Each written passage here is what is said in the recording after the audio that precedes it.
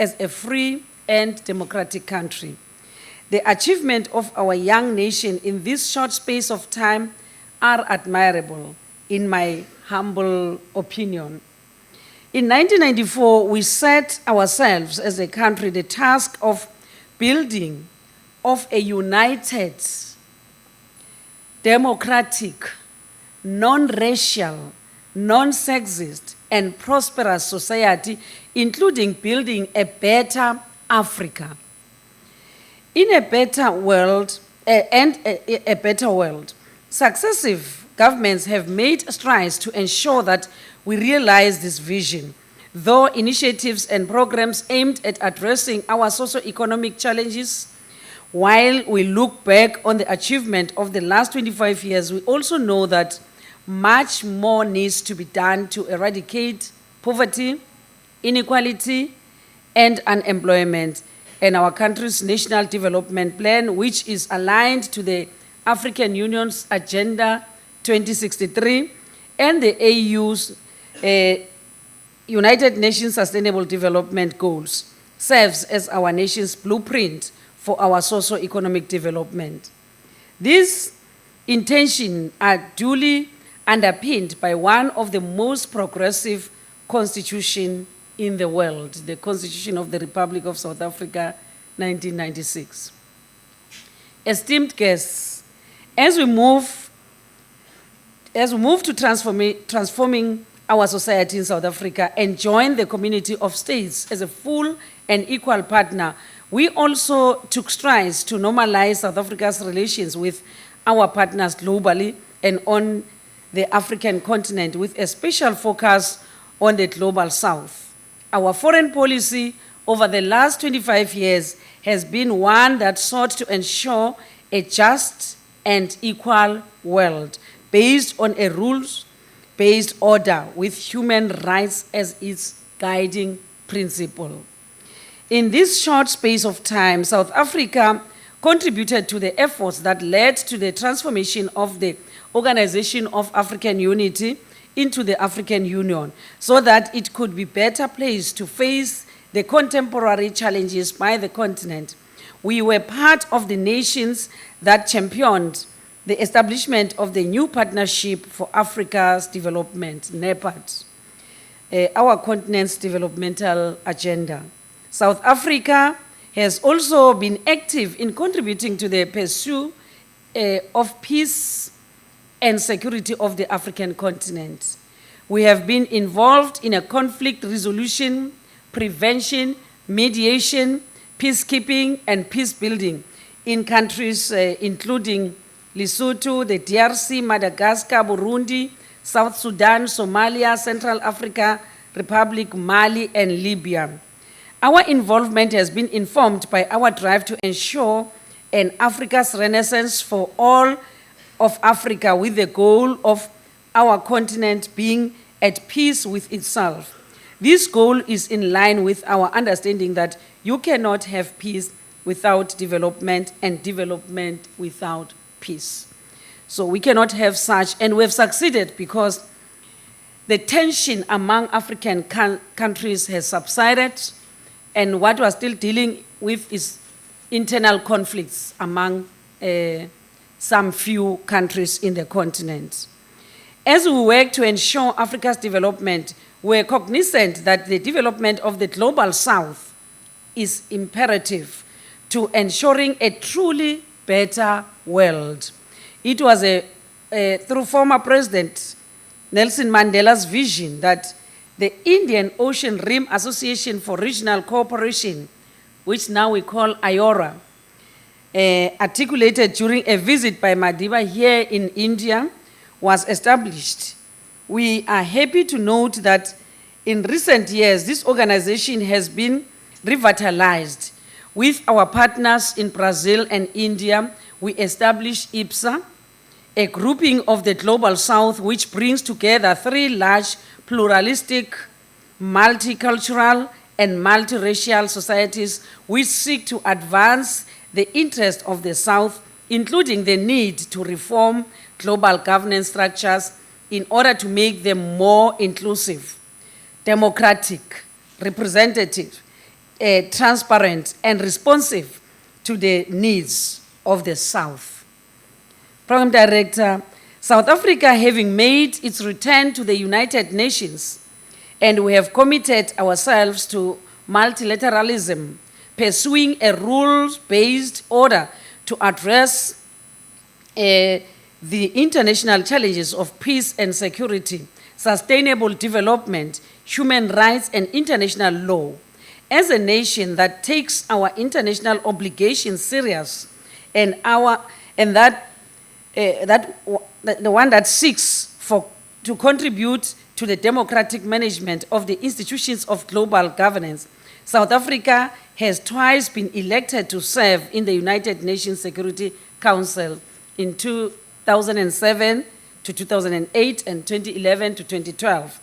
And on the 1st of this month, January 2019, we will assume our seat for a third term in the UN Security Council. In addition to numerous other UN meetings, which we hosted as a country, we also held the historic 17th COP of the United Nations Climate Change meetings in South Africa, which set the basis for the adoption of the seminal Paris Agreement. South Africa has also been at the forefront of calling for the reform of the global financial architecture so that it can address the challenges facing humanity. South Africa, having joined the BRICS formation in 2011, has assumed the chair of the BRICS on 2 occasions, including 2018, where President Ramaphosa hosted the 10th BRICS Summit, or the successful 10th BRICS Summit in Johannesburg. We were delighted to have your Prime Minister attended the summit. The BRICS has been important, not just for the BRICS states, but as an important demonstration of our various countries' commitment and call for the global diffusion of power. Its new development bank, including its African Regional Center based in Johannesburg, is an important concretization of this. Ladies and gentlemen, in this period of our relations with India have grown from strength to strength, and there's still a very big room for improvement when looking at the potential both countries have. From the Red Fort Declaration, which was signed in 1996, the New Delhi Declaration in 2003, and the Tshwane Declaration in 2006, all of which have shaped and developed the relationship between our two countries. These reflect the depth and breadth of our bilateral relations, which covers a wide array of areas from political to economic, scientific, and multilateral cooperation.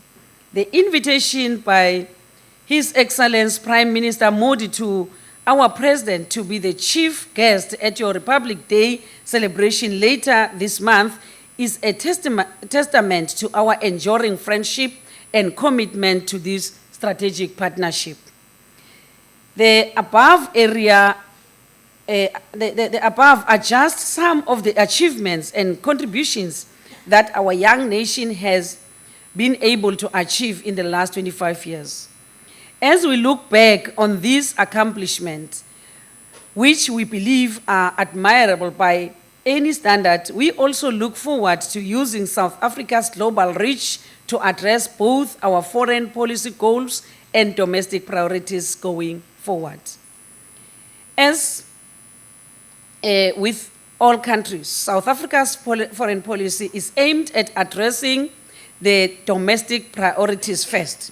While our government has made considerable gains in the past 25 years, we also still face a number of domestic challenges, including poverty, unemployment, and inequality.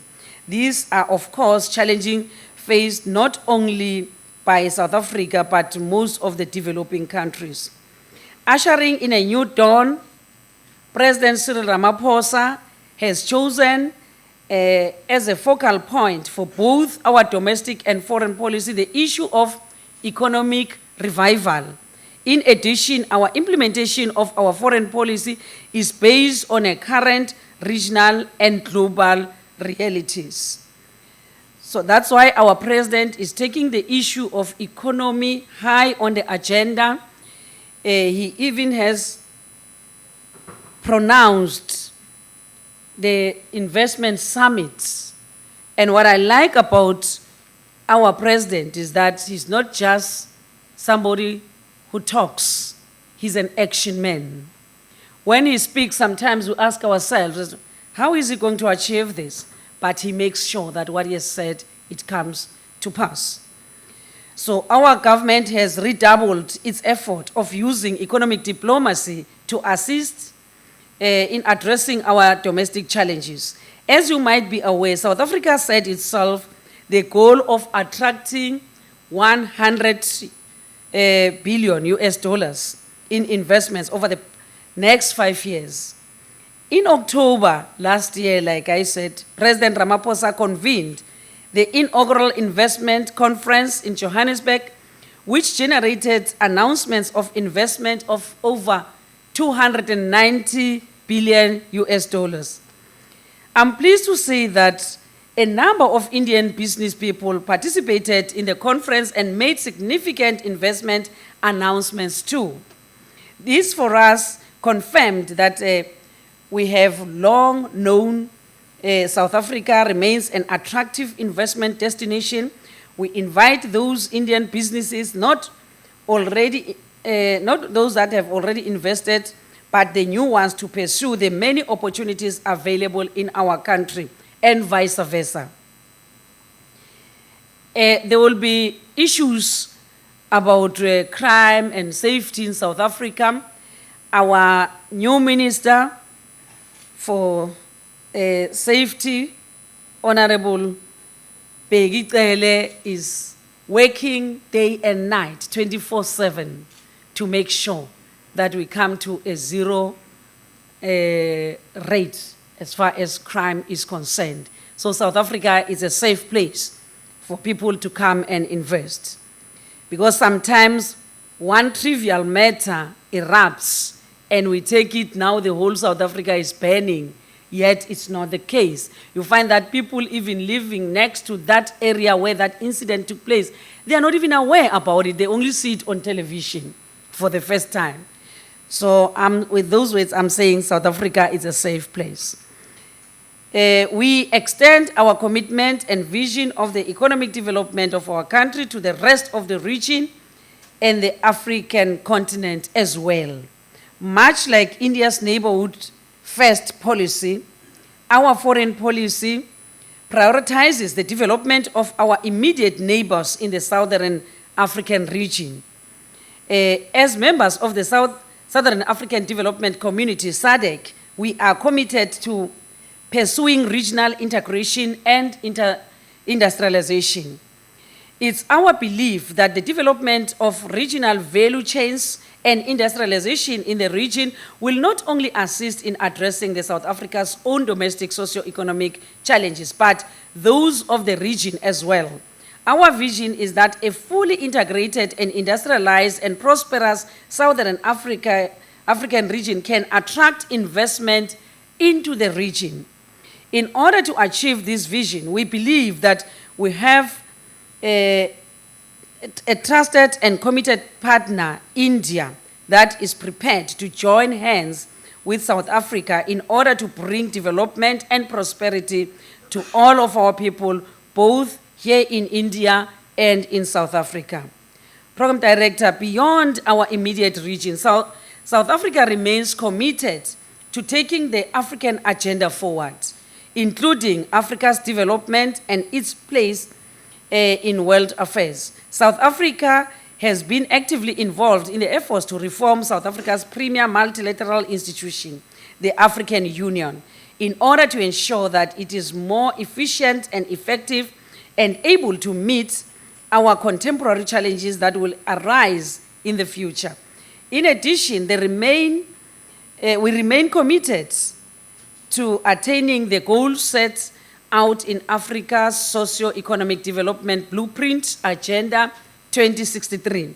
the African Continental Free Trade Area, which South Africa has signed into and will promote intra-Africa trade and offer an opportunity to create larger economies of scale, a bigger market, and improve the prospects of the continent to attract investment. We remain steadfast in our commitment that the interest of and priorities of almost billion people are not in the periphery of global discussions, and that Africa must take its rightful place in the world affairs. In line with the commitment, with this commitment, South Africa will continue to use its foreign policy to champion Africa's interests in all the fora that it participates in. Our chairship of BRICS last year is a demonstration of this commitment. The theme for the BRICS in 2018, BRICS Summit last year was BRICS in Africa, collaboration for inclusive growth and shared prosperity in the fourth industrial revolution. And we continually use our participation in the G20 as the only African member